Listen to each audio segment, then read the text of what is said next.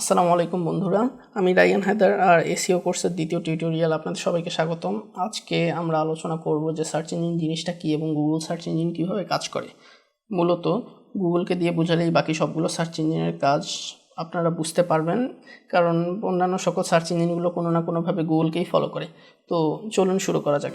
প্রথমেই বলি যে সার্চ ইঞ্জিন জিনিসটা কী আর এটা কীভাবে কাজ করে। সার্চ ইঞ্জিন হলো এমন একটা জায়গা যেখানে ভিজিটররা কোনো তথ্য বা উপাদান পাওয়ার উদ্দেশ্যে কোনো কিছু সার্চ করে।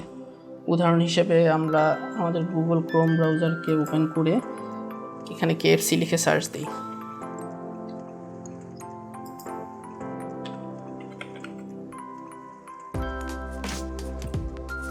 এখানে যতগুলো সার্চ রেজাল্ট দেখাচ্ছে আমরা সেগুলোকে একটু ভালোভাবে দেখলেই বুঝতে পারবো যে এই সবগুলোই আমাদেরকে কেএফসি রিলেটেড রেজাল্টই দেখাচ্ছে। এখন প্রশ্ন হলো যে কিভাবে সার্চ ইঞ্জিন আমাদেরকে কেএফসি সার্চ দেওয়াতে শুধুমাত্র কেএফসি রিলেটেড রেজাল্টই দেখাচ্ছে। এই প্রশ্নের উত্তর দেওয়ার জন্য আমরা একটু গুগলের ফাংশন নিয়ে আলোচনা করব। আপনারা এখানে দেখতে পাচ্ছেন যে আমরা কেএফসি লিখে সার্চ করেছি। তো এখানে কেএফসি হচ্ছে আমাদের কিওয়ার্ড, মানে এখানে আমরা যেটাই দিব না কেন সেটাই হচ্ছে আমাদের কিওয়ার্ড।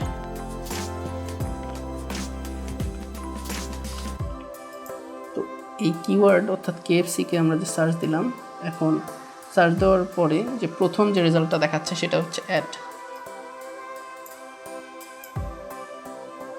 এরপর অধিকাংশ, যদি আপনারা চিন্তা করতে চান নর্মাল সেন্সে, তাহলে দেখতে পারবেন যে অধিকাংশ কিওয়ার্ডের ক্ষেত্রে আপনারা বিভিন্নভাবে অ্যাড দেখতে পারবেন, সর্বনিম্ন একটা এবং সর্বোচ্চ 4টা। কোনো কিওয়ার্ডের ক্ষেত্রে অ্যাড দেখায় না যদি সেটা বিজনেস কিওয়ার্ড না হয়, মানে যেসব কিওয়ার্ডের ক্ষেত্রে কোনো প্রফিটেবল অথবা প্রফিট অর্জন করা সম্ভব নয় সেসব কিওয়ার্ডে আপনারা সাধারণত অ্যাড দেখতে পারবেন না, কারণ গুগলে অ্যাড দেওয়া অত্যন্ত কস্টলি ব্যাপার, অত্যন্ত অনেক বেশি খরচের ব্যাপার। এই কারণে সাধারণত ফ্রি জিনিসপত্র বেশি একটা অ্যাড দেওয়া হয় না। তো আপনাদের একটা জিনিস মাথায় রাখা উচিত যে একটা ওয়েবসাইটকে র্যাঙ্ক করার জন্য এসইও প্রয়োজন, কিন্তু আপনার একটা ওয়েবসাইটের মধ্যে অ্যাড দিলে অর্থাৎ একদম উপরে র্যাঙ্ক করতে গেলে তাহলে সেখানে আপনাদের এসইওর প্রয়োজন নেই। সেখানে আপনাদের শুধুমাত্র গুগলকে টাকা দিলেই যথেষ্ট, তাহলে গুগলই আপনাদের পেজকে একদম উপরে বসিয়ে দেবে কিছুদিনের জন্য। তো চলুন এবার আমরা একটু পরের ধাপে এগিয়ে যাই। এখন আমরা জানবো যে সার্চ ইঞ্জিন এলিমেন্টগুলো কী কী। তো সার্চ ইঞ্জিন এলিমেন্ট বলতে মূলত সার্চ ইঞ্জিনে সার্চ দিলে কি কি দেখাবে সেগুলোকেই বোঝায়। তো কোনো কিছু সার্চ করার পর আমরা সবার আগে যেটা দেখবো সেটা হচ্ছে হেডার। মূলত ওই অ্যাড দেয়া পেজই হেডার, অর্থাৎ এটাই হচ্ছে হেডার। তো হেডার সর্বনিম্ন একটা এবং সর্বোচ্চ 4টা থাকতে পারে। হেডারের পর আমরা যেটা দেখবো সেটা হচ্ছে নলেজ গ্রাফ। একদম ডান দিকে দেখলেই নলেজ গ্রাফকে খুঁজে পাবেন। কোনো ভ্যালুয়েবল ইনফরমেশন অথবা বড় ব্যক্তি বা প্রতিষ্ঠান রিলেটেড কিওয়ার্ড লিখে সার্চ দিলে নলেজ গ্রাফে আপনাকে ওই ব্যক্তি বা প্রতিষ্ঠানের বেসিক ধারণা দিবে। যেরকম আমরা এখানে দেখলেই দেখতে পাচ্ছি যে আমরা কেএফসি লিখে সার্চ দিয়েছি। কেএফসি হচ্ছে অনেক বড় একটা কোম্পানি।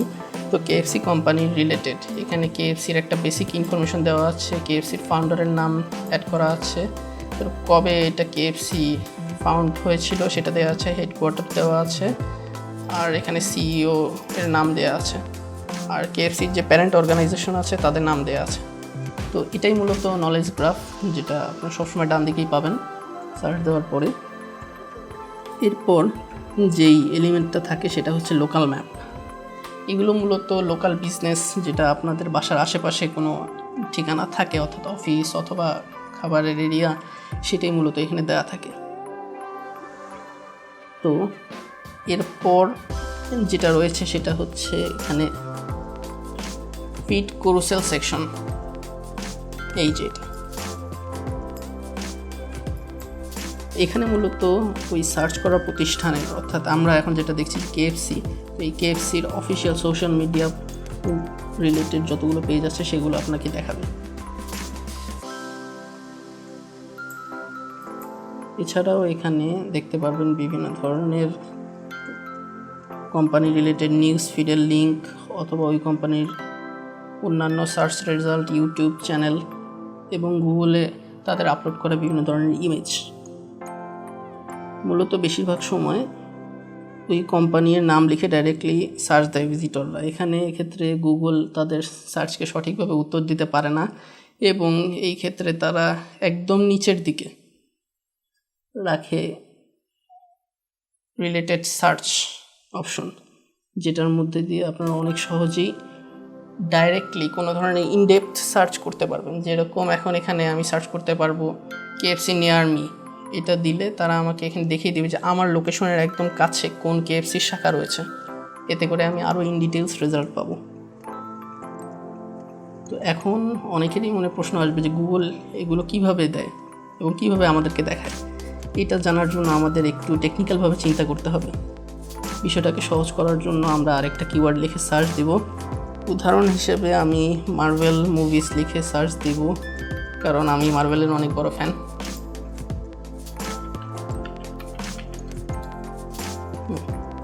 তবে আমি ডিসি মুভিজও দেখি। তো এখানে আর কি এখন সার্চ দেওয়ার পরে আমরা এখানে কি দেখলাম, সার্চ দেওয়ার পর আমরা এখানে দেখতে পাচ্ছি যে অনেকগুলো মার্ভেলের মুভি চলে এসেছে, মুভির লিস্ট, যে মার্ভেল কী কী মুভি লঞ্চ করেছে সেগুলো এখানে চলে এসেছে। তো এগুলো কীভাবে আসলো সেটা জানার জন্য আমাদের সার্চ ইঞ্জিন অপটিমাইজেশনের বিভিন্ন টার্ম জানতে হবে, ছোটোখাটো টার্ম। তো এখন এই বিষয়টার কনফিউশন ক্লিয়ার করার জন্য যেই টার্মগুলো আমাদের জানতে হবে সেটা হচ্ছে ইন্ডেক্স, ক্রল, ক্রলার, গুগল বট, স্পাইডার। তো আমি বিষয়টাকে আরেকটু ক্লিয়ার করার জন্য এখানে নামগুলো লিখে দিই। ইন্ডেক্স, ক্রল, ক্রলার, গুগল বট, স্পাইডার।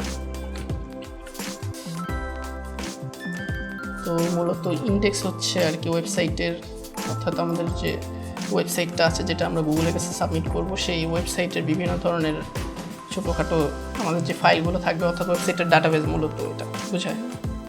তো আমরা যখন আমাদের নিজস্ব কোনো ওয়েবসাইট, যেরকম আমার ওয়েবসাইটটাকে আমি দেখাই, ফর এক্সাম্পল আমি এই ওয়েবসাইটটাকে খুললাম, খোলার পরে আমার এখানে যতগুলো ইনফরমেশন আছে আমি সবগুলো ইনফরমেশনকে গুগলের কাছে সাবমিট করলাম। গুগল এখন কি করবে, গুগল এই ইনফরমেশনগুলোকে কপি করবে। ধরেন আমি এই যে এখানে যা যা লিখেছি বিভিন্ন ধরনের ছোটোখাটো টেক্সট, এই টেক্সটগুলোকে কপি করবে, কপি করে তাদের যে সার্ভার আছে সেই সার্ভারের মধ্যে অ্যাড করবে, মানে তাদের ইন্ডেক্স সার্ভারে আর কি কপি করে রাখবে। কপি করে রাখার পরে সেটাকে তারা ওখানে আমাদেরকে শো করবে। আমরা কোনো কিছু সার্চ করার পরে সার্চ রিলেটেড যদি কোনো কিছু থাকে এখানে, মানে কিওয়ার্ডটা রিলেটেড, তখন তারা আমাদেরকে শো করবে। এরপরে আসে হচ্ছে ক্রল। ক্রলের বিষয়টা হচ্ছে আমি যেটা বললাম যে আমার এই ওয়েবসাইটটাকে আমি তৈরি করার পরে গুগলের কাছে সাবমিট করলাম, তখন গুগল এখানে একটা কাজ করবে যে তাদের যে রোবট আছে সেই রোবটগুলোকে এখানে পাঠাবে ক্রল করার জন্য, অর্থাৎ প্রতিটা পেজ ঘুরে ঘুরে দেখে কপি করে তাদের সার্ভারে অ্যাড করার জন্য। সেই সার্ভারে যে অ্যাড করবে সেটাকে বলে ক্রল। আর এখন আরেকটা বিষয় আছে, সেটা হচ্ছে ক্রলার। ক্রলার জিনিসটা কি, যারা ক্রল করে তাদেরকেই বলে ক্রলার। তো এই ক্রলারগুলো মূলত হয়ে থাকে একটু ভার্চুয়াল রোবট টাইপের, যারা অটোমেটিক্যালি বিভিন্ন ধরনের নতুন নতুন ইনফরমেশন আসলে সেগুলোকে ক্রল করে। যেরকম আমার এখানে ধরেন যে আমি কোনো নতুন আর্টিকেল সাবমিট করেছি, ধরেন এটাই সাবমিট করেছি। তো এই আর্টিকেলটা নতুন আসার পরে গুগল কী করবে, এখানে তাদের ক্রলার রোবট পাঠাবে। রোবট পাঠানোর পরে এই সম্পূর্ণ আর্টিকেলটাকে কপি করবে, কপি করে তারা এটাকে তাদের সার্ভারে অ্যাড করবে।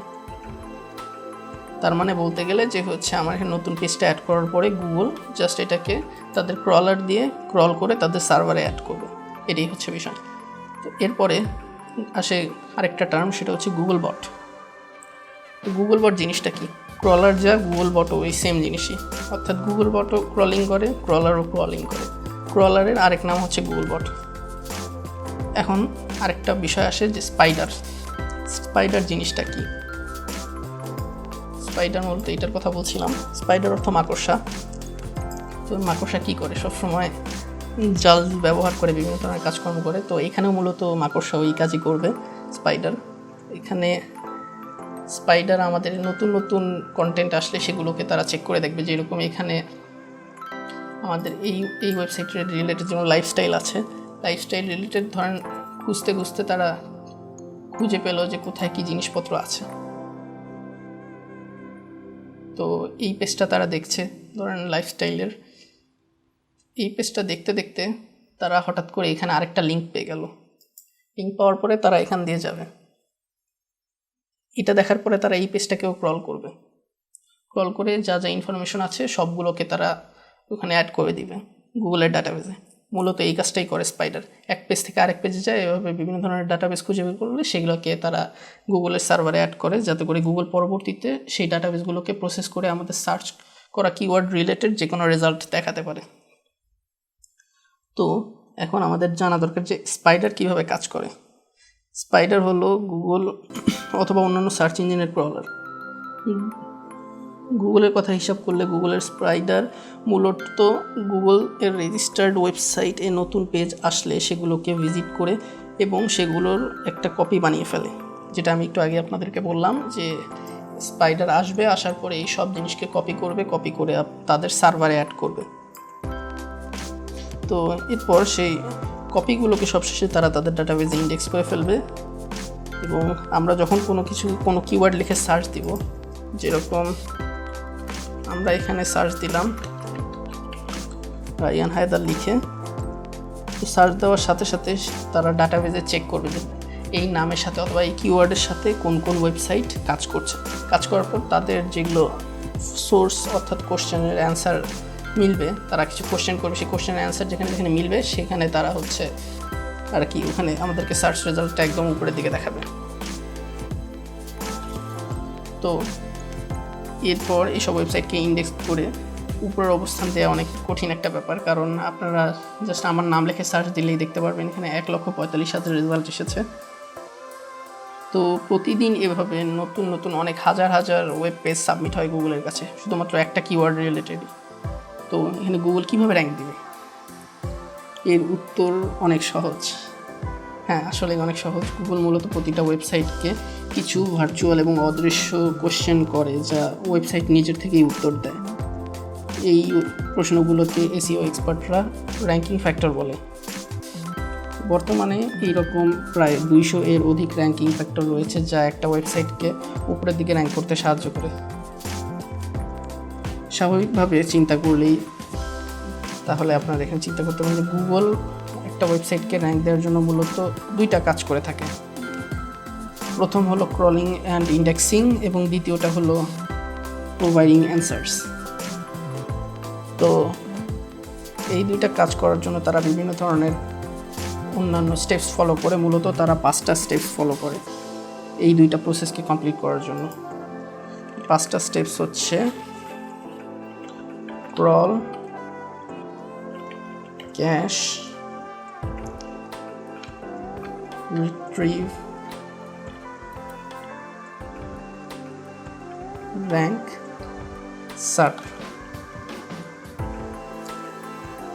ক্রল এর বিষয়টা অলরেডি আপনাদেরকে বললাম যে এখানে কোনো ওয়েবসাইটে যাওয়ার পরে ডাইরেক্টলি গুগল সব কিছুকে কপি করে নিজেদের ডাটাবেসে অ্যাড করে এবং সেগুলো ডাটাবেসে অ্যাড করার পরে তারা এটাকে ক্যাশ হিসেবে রাখে। মানে তাদের ডাটাবেসে একটা সেভড কপি, মানে তাদের ডাটাবেসের যে কপিটা সেভ করেছে তারা সেই কপিটাকে আর কি ক্যাশ বলে। তো তারা ওই ক্যাশিং সিস্টেমে তাদের কাছে ডাটাগুলো রাখার পরে আমরা যখন কোনো কিছু লিখে সার্চ দিই, যেরকম আমি এখানে সার্চ দিলাম আমার নিজের নাম লিখে, সার্চ দেওয়ার পরে তারা আর কি ওই ডাটাগুলোকে রিট্রিভ করার পরে ওগুলোকে র্যাঙ্ক দেয়। ধরেন আমার ক্ষেত্রে একদম উপরের দিকে র্যাঙ্ক দিচ্ছে, কারণ আমার নামের ক্ষেত্রে এসইও করা শুধুমাত্র আমার ওয়েবসাইটে আছে এবং অন্যান্য ওয়েবসাইটও আছে বিভিন্ন ধরনের, কিন্তু সেটা বিষয়টা একটু আলাদা। তো এখানে হচ্ছে এটা এভাবে ইনফরমেশন রিট্রিভ করে এটাকে র্যাঙ্কে দিচ্ছে। র্যাঙ্কে দেওয়ার পরে আমাদেরকে সার্ভ পেজে দেখাচ্ছে। সার্ভ পেজ বলতে মূলত এই যে এই পেজটাকেই বোঝায়।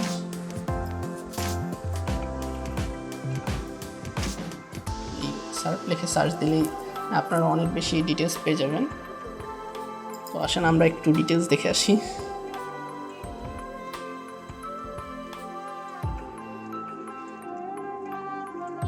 এই যে সার্চ ইঞ্জিন র্যাঙ্কিং পেজেস। তো আমার মনে হয় আজকের জন্য অনেক বেশি পরিমাণে ডিটেলস দেওয়া হয়ে গেছে। আর আপনাদের যদি কোনো ধরনের কোশ্চেন থেকে থাকে তাহলে অবশ্যই আপনারা এখানে ইউটিউবে কমেন্ট করতে পারেন, এবং আমার যে গ্রুপ রয়েছে ফেসবুকে সেটাতেও আপনারা জয়েন করতে পারেন। ফেসবুকে গ্রুপের লিঙ্কটা আমি ডেসক্রিপশনে দিয়ে দিব, আপনারা চাইলে এখানে জয়েন করতে পারেন। এবং আশা করি আপনাদের কেউ যদি কোনো কিছু জিজ্ঞাসা করতে চান তাহলে আমাদের গ্রুপে অথবা আমাদের এখানে ইউটিউবের কমেন্টে নক দেবেন, এবং আপনারা যত ধরনের কোশ্চেন করবেন আমি সবগুলো কোশ্চেনের অ্যান্সার দেওয়ার চেষ্টা করব। এই ভিডিওটি ভালো লাগলে অবশ্যই ভিডিওটাতে লাইক করবেন, চ্যানেলটিকে সাবস্ক্রাইব করে বেল বাটনে চেপে দেবেন, এবং যদি আপনার কোনো বন্ধুবান্ধব এসব বিষয়ে এক্সপার্ট হতে চায় তাহলে আপনারা তাদেরকেও সাজেস্ট করতে পারেন, এবং ভিডিওটি বেশি বেশি করে শেয়ার করবেন, বেশি বেশি করে কমেন্ট করবেন, যেন আমিও পরবর্তী ভিডিও বানানোর জন্য উৎসাহিত হতে পারি। তো thank you for watching and খুদা হাফেজ।